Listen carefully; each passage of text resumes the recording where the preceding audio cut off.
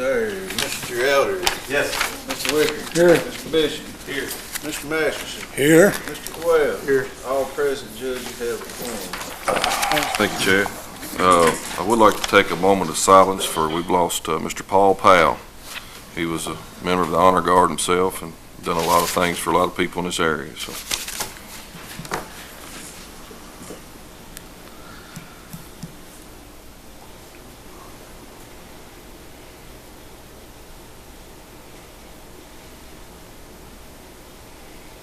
thank you all.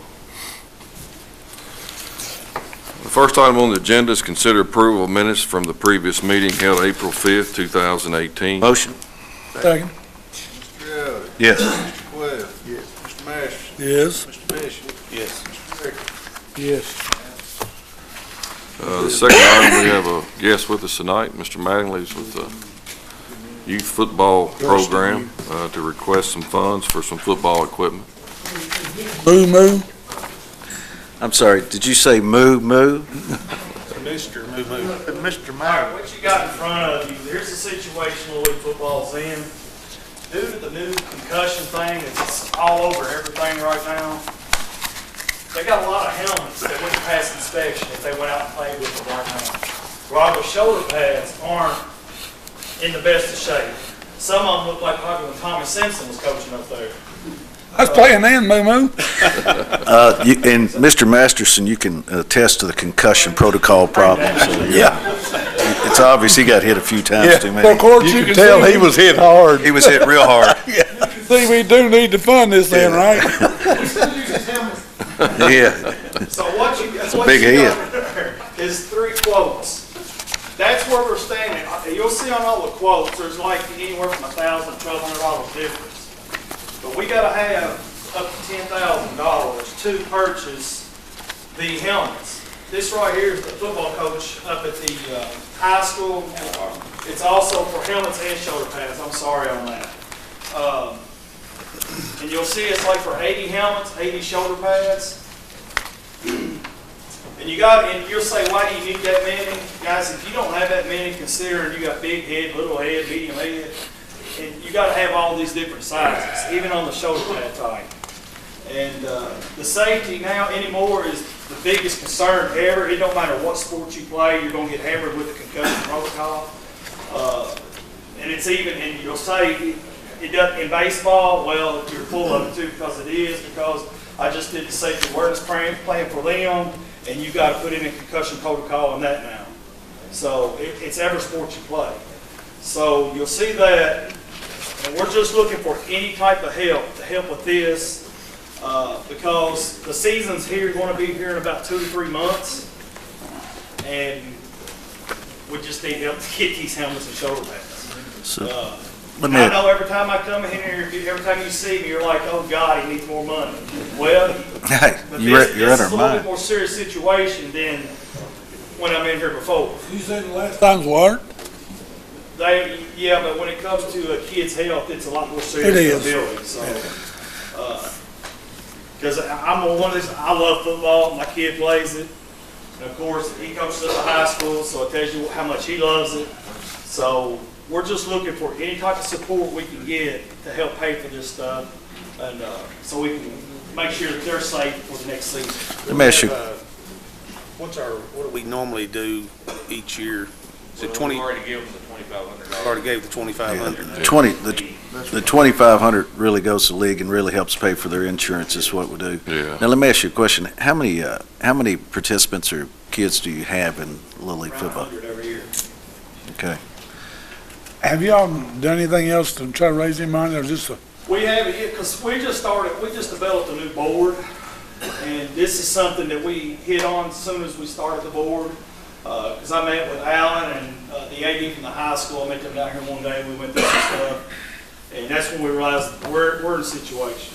If you send this stuff off, like after high school season, when I was coaching up there, every year that you had to send this stuff off and get it reconditioned, it comes back, and if you got all these helmets set back, it'll have failed or something like that on there. If you send off a lot of these helmets, they're not even going to pass.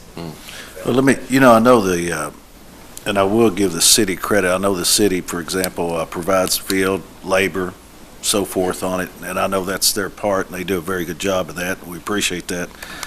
Mr. Cochran, I see here in our line item 5330-507, we do have some funding available. My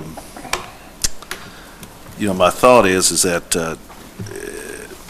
I don't know if, my thought is that if we could provide half, then you guys go out and raise the other half, is what I'm thinking, okay? Because I think you can do that. Would you agree? I believe we can for this, probably Okay, so. all right. Yeah, I do too, and I think that, that's the least we could do here, especially seeing how the county really doesn't have per se, a county park, okay?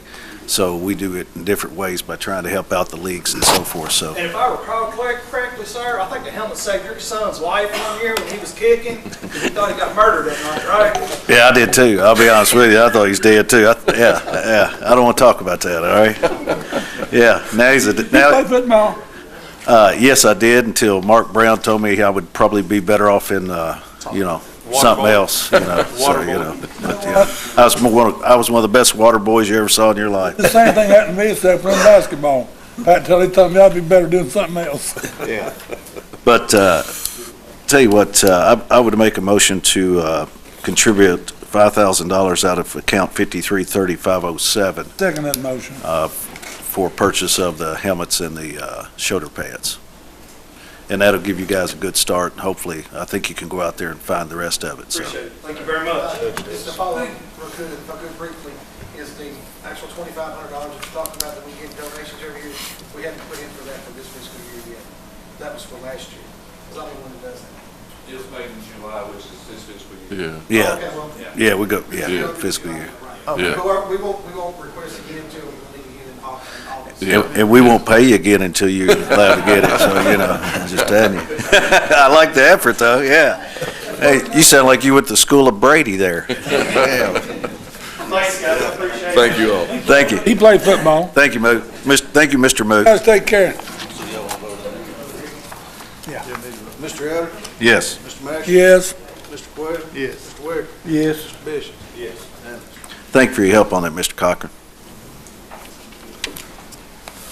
The next item is a discussion of the importance of the Census Bureau workers in our area. June Suter and Michelle Ellison are here to present and discuss and answer any questions we have. Hello. I appreciate you allowing us to talk today. My name is Michelle Ellison, and I'm here with my colleague, June Suter. She's going to be passing out some information about the census to everybody. My role with the Census Bureau, I am the partnership specialist for the state of Kentucky, and I'm working to help prepare our state for a successful census in 2020. I gave you some information on your desk. If you could pull out the Counting on Kentucky flyer that's on there. I just wanted to direct your attention to some basic information, just to get everybody on the same page about the census. As many of you Counting on know, Kentucky. it's mandated in the Constitution that we conduct an actual count of every single person living in the United States every 10 years. And the main reason for that, of course, is apportionment. The 435 seats in the House of Representatives are apportioned based on our numbers, and also redistricting. Everything from legislative districts to voting districts to school districts are determined based on the data that we provide. A lot of people don't realize just how much businesses use census data to conduct market research, to determine where new businesses or new stores or factories are going to be located. Census data is, I often describe the census as the ultimate RSVP for planning purposes. You cannot plan for an emergency, like a tornado or an ice storm, if you don't have accurate information about the people in the community that you're going to need to help during that emergency. You can't plan for new roads and new schools if you don't have accurate information about where the needs are in the community. And so that's one of the things that we do, is we provide that information. Probably the biggest thing that people don't realize is just how much funding is tied to the census. Over $675 billion every single year for the next decade will be divided up between states and local governments based on our numbers that we collect in 2020. So what our success in 2020 is going to, have an effect on the quality of life in Kentucky for the next 10 years. So that's one of the things that I wanted to highlight to you and make sure that you all are aware. I am out here working with our governor's office, working with our county judge executives, our mayors, to help prepare our state for success in 2020 by forming what we call complete count committees. The second black and white page that you have at the top, it says Census 2020, and it talks a little bit about the complete count committees. I've already talked with the judge about forming one here in Marion County. We had a very successful one here back in 2010 that actually helped us increase the response rate in Marion County by 5%. So 76% of households in Marion County in 2010 responded to the census with no problem. What we're focused on is that 24% that for whatever reason were reluctant to participate. Just to make you understand the importance, George Washington University is doing a study right now to try to determine a per capita amount of the importance of participating in the census. And for Kentucky, they've come up with a number of $2,021 per person. That's looking at the top 15 or 16 federally funded programs. So if you think about a family of 4 or a family of 5 in Marion County not completing their census questionnaire, that's over $10,000 that's not coming to our state, it's not coming to our county, not just in 2020, but every single year until 2030. So that's why it's so important. When I'm not doing this, I started working for the census in 2000, for the 2000 census. And at that time, I was going around knocking on doors as a college student, trying to encourage people to fill out the long form. I'm going to ask you, does anybody know what the long form is, or have you received the long census form in the past? And I'm seeing some head nodding. In the past, the way that we would conduct a census is we would mail a census questionnaire to every single household in America, but a small sample of those households would get a longer, more detailed questionnaire, the long form. And it would take about 20 to 30 minutes to fill out, and it was very difficult to get people to complete that. What we learned was that collecting all that extra, very important demographic information once only every 10 years, by the time we compiled the information and got it out to the public, it was already outdated because our communities are changing so quickly. So what we did in 2007, we took that long form and we turned it into a monthly survey. It's called the American Community Survey, and I gave you a booklet on your desk that talks about the American Community Survey. I need you to be aware that while we're out talking about the 2020 census and getting preparations, or getting our state prepared for success, that every single month of every single year, we have field reps out in your community knocking on doors and collecting information for the American Community Survey and other surveys. In this area in particular, we do the survey of income and program participation. We do a survey that's directed by the Department of HUD, a housing survey every 2 years. So I guess what I want you to know is we're out here. We're legit. We're not scammers. We do knock on doors. But the process, by the time we come to your house to knock on your door, we have already tried to contact you with a letter. We've tried to contact you by phone.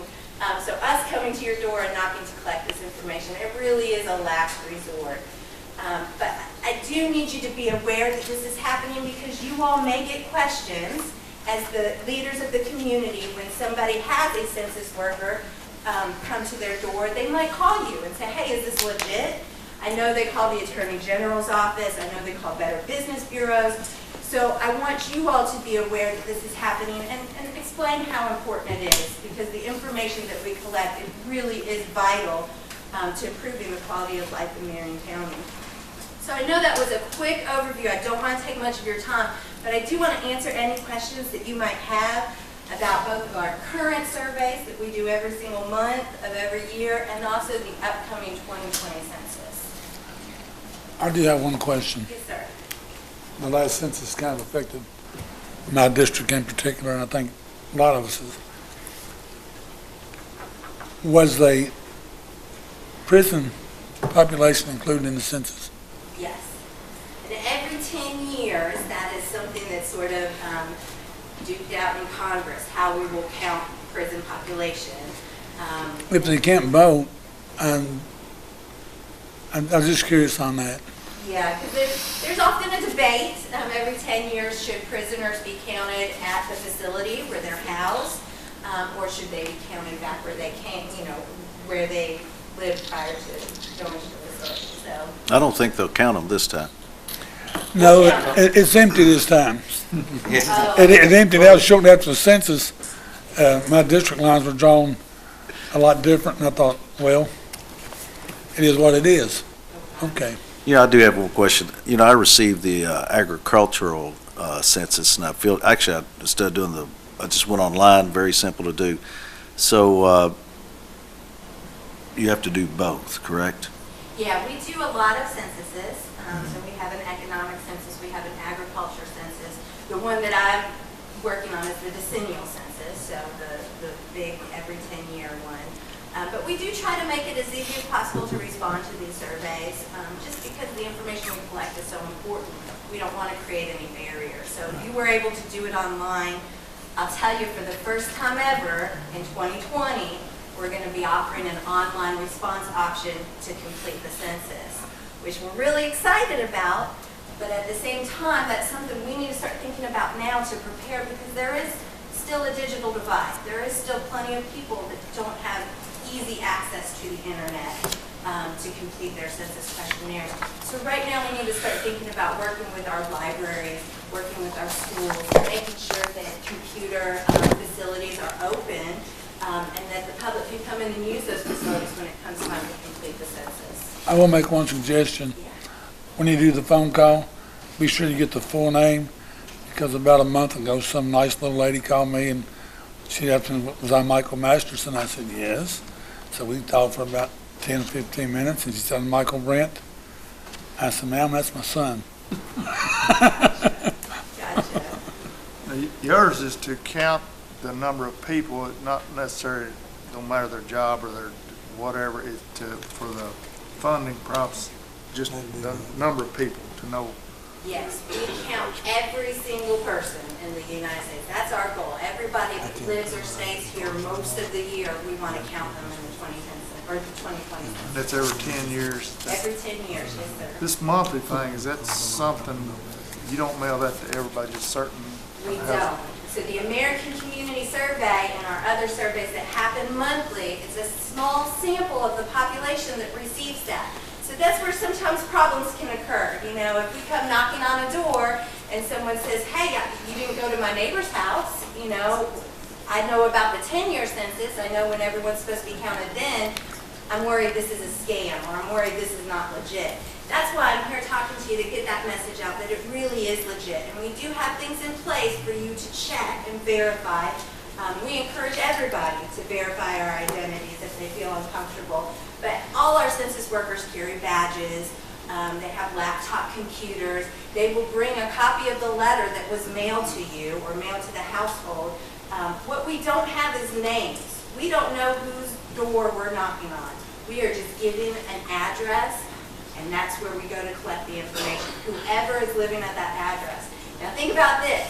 If we're sitting mailing out our letters letting them know we're coming to one household and they move out, and someone else moves in, when we come knocking on the door to them, it's like a cold call. They never received any of those mailings before.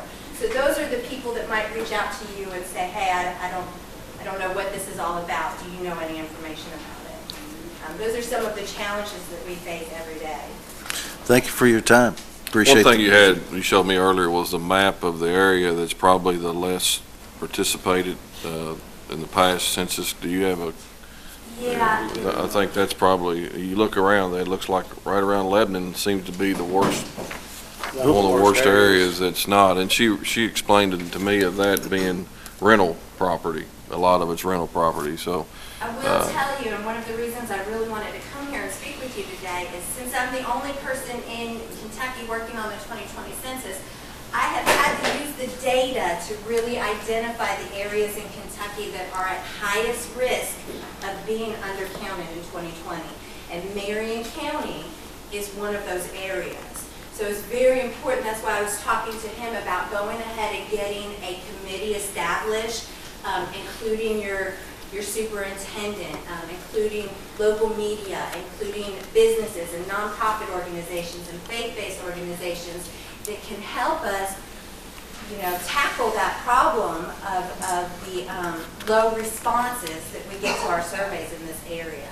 So we're really going to need the help of the community to make sure that Marion County does get an accurate count in 2020. Master, you brought up a good point about the detention center and so forth. And with that understanding, it did affect your district, so I mean, it might be an excellent idea for you to serve on this committee with the judge to help out. I think that'd be a great idea. Didn't you say you had some survey experience? I've already taken my survey, thank you. He's a cattleman, he gets cattle. That's right. He Yeah. runs a cattle ranch.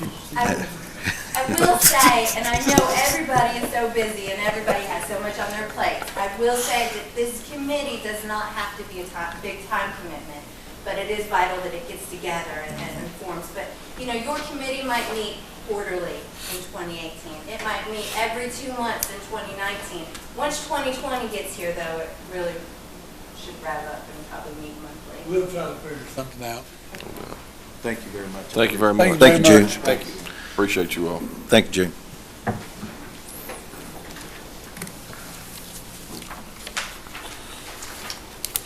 I'm going to change the agenda a little bit. I had left something off that Natalie Browning with the Conservation District had called me months ago to be on the agenda today, and I just didn't put it on there. So they're here with us today with the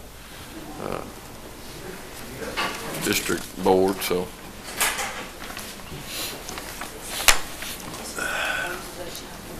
This looks like a jailbreak. I can't wait to hear each one of them speak here. So, By the way, you might look at the camera over that way, so, just so you know.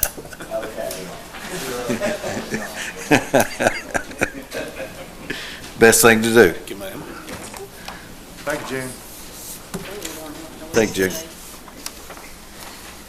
This is the proposed budget. Thank you. Doing fine. Good to see you. Doing all right? Thank you very much.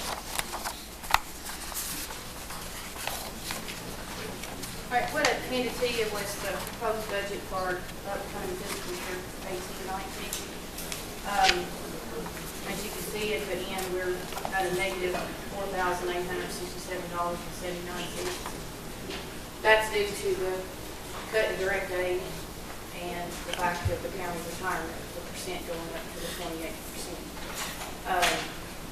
With direct aid right now, still up in the air as far as how much we possibly are going to get. I was talking to Ms. Kilbrick about it earlier today, and she said hopefully in the next 2 weeks, month, we'll have an idea of exactly how much we're going to get, but it's projected to be low.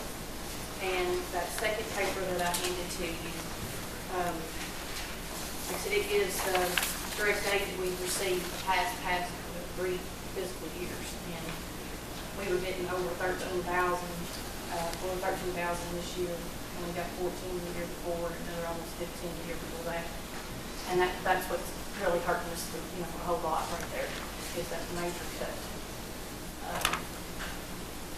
We're hoping that it's going to be half that. That's what we kind of could possibly be, half that, but then that's just estimated. Have no idea if that's going to even work. But like I said, in the past, I said we had been getting $50,000 as we're coming along. Our last increase was in July of 2013, so it's been 5 years since we requested any increase. Y'all increased us by $14,500. Today, our desired increase is at least a minimum of 10, in any way possible, to be able to get us at a comfortable level. As you can see on the budget for this year, the carryover is estimated to be $12,500 with the question mark at the direct date, and the estimated balance left us at the negative $4,867.79.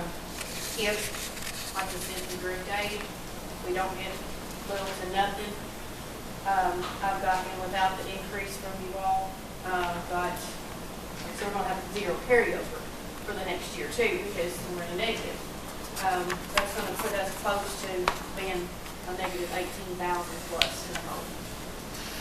And we were just wanting you all to please take into consideration this. And like I see, you don't have to make a decision today, but to think about it and see what you all can possibly. I was going to say, it might, would it work for you guys if we, I'm just asking, if it does, great, if it doesn't, understand.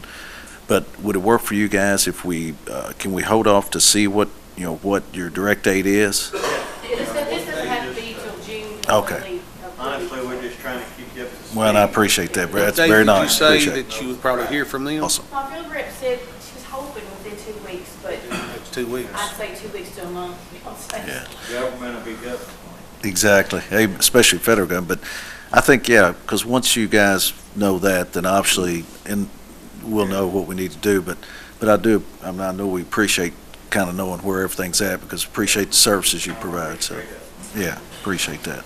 Natalie, you did your retirement. Is that based on the projected 28%? Is that what you?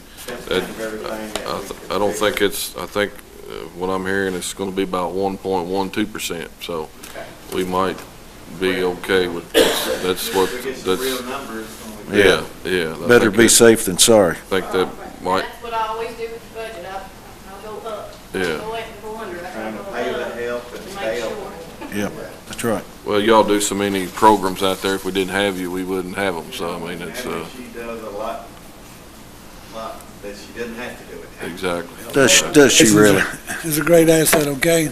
Point blank, it's a great asset. That's a full-time job there. I'd say keeping that board in line is probably your biggest job. That's for sure. We're elected officials too, you understand? Yeah, that's right. Yeah. You have my blessing and my pity. Thank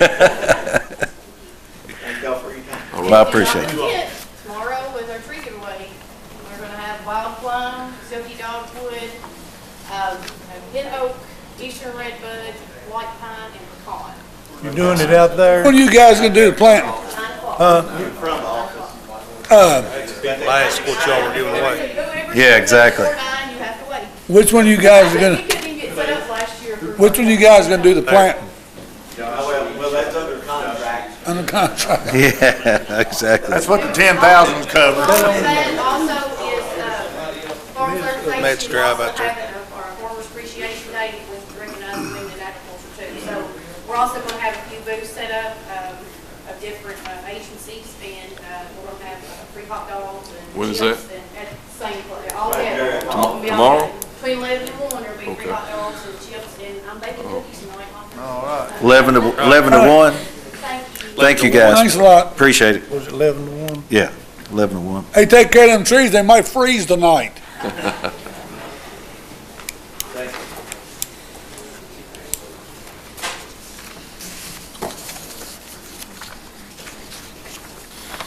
Item number 4, consider approval of the annual contribution to the Marion County High School project graduation. Motion to approve. Second, Yes. yes. Mr. Wicker. Yes. Mr. Bishop. Yes. Mr. Quayle. Yes. Unanimous.